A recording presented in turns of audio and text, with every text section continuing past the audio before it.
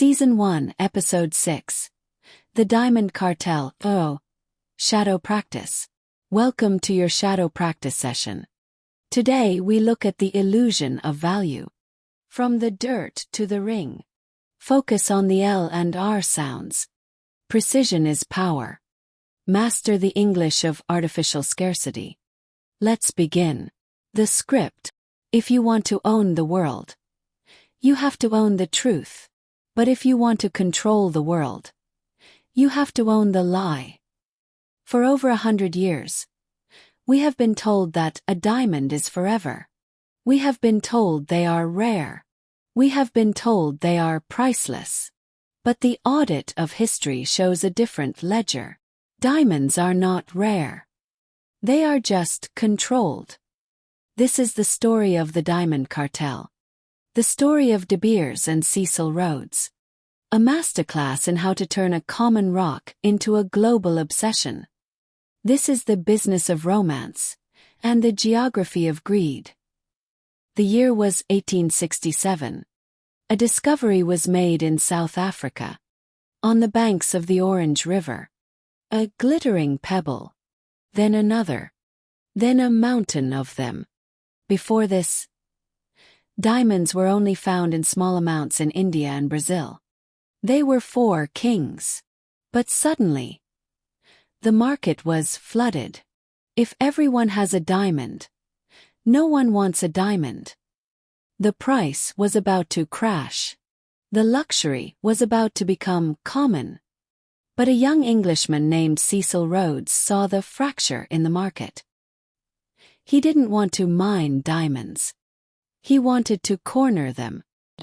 Rhodes was a man of empire. He believed the British were the master race. He wanted to paint the map red. He started by buying up the small claims in the Kimberley mine. He used capital from the Rothschilds to swallow his rivals. By 1888, he formed De Beers Consolidated Mines. His modus operandi, was simple: monopoly. He realized that supply is the enemy of profit. If you own 90% of the world's diamonds, you decide how many reach the store. You create an artificial drought. You keep the diamonds in vaults, so the price stays in the clouds. But Rhodes died in 1902. The cartel needed a new architect. Enter Ernest Oppenheimer. A man who understood that a monopoly needs more than guns. It needs psychology. He realized that the industrial world was changing. People were getting richer.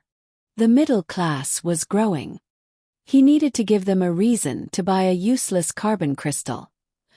In 1938, during the Great Depression, Oppenheimer sent his son Harry to New York to meet with the ad agency N.W. Ayer. They didn't sell jewelry. They sold a concept. They looked at the human heart. They realized that men were insecure and women were aspirational. They created the slogan, "A diamond is forever." It wasn't just a line. It was a strategy. If a diamond is forever, you can never sell it. If you never sell it, there is no second-hand market. This prevented the old diamonds from competing with the new diamonds. They locked the supply in the jewelry boxes of the world. Then came the rule of 2 months. The agency started a campaign telling men, a diamond should cost 2 months of your salary. Think about the brilliance of this math. They didn't let the customer decide the price. They anchored the price to the customer's income. It was the first subscription model for love. While the marketing was soft, the mining was hard. The cartel controlled the geography. They created site-holder meetings. A closed-loop system. If you wanted to buy rough diamonds, you had to be invited to London. You were given a box. You were told the price. You didn't negotiate. You didn't inspect. You paid. or you were exiled from the industry.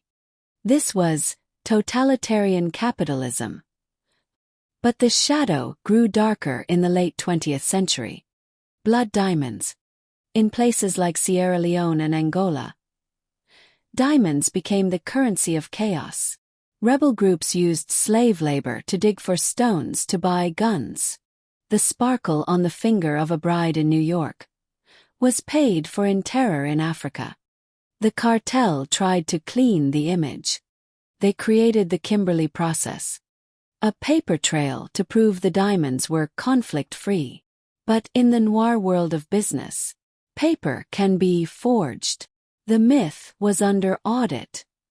Then came the greatest threat of all. Not war. Not politics. Physics. Lab-grown diamonds. Scientists figured out how to mimic the Earth's heat and pressure. They could grow a diamond in a microwave that was chemically identical to a mined stone. The cartel panicked. They tried to call them synthetic. They tried to call them fake. But the math didn't lie. A diamond is just carbon. The scarcity was finally exposed. The wall of the monopoly began to crumble. What is the audit of the diamond cartel? They taught the world that value is a story. They showed that if you control the supply, and you control the narrative, you can make the common look divine. They turned a commodity into a commitment. Look at the world today. We see the De Beers model everywhere. We see it in luxury fashion. We see it in limited edition sneakers. We see it in NFTs and digital art. Companies create artificial scarcity in a world of digital abundance. They want to make data feel like diamonds. The monopoly of De Beers is fading. They now control less than 30% of the market. The secret is out. The pigeons have flown. But the marketing remains. We still believe the story. We still feel the pressure to buy the myth. The mines are deep. The vaults are open. And the light is artificial. A diamond is just coal that performed well under pressure. And a brand is just a lie that persisted through time. Stay sharp. The rock is hard. But the market is fragile.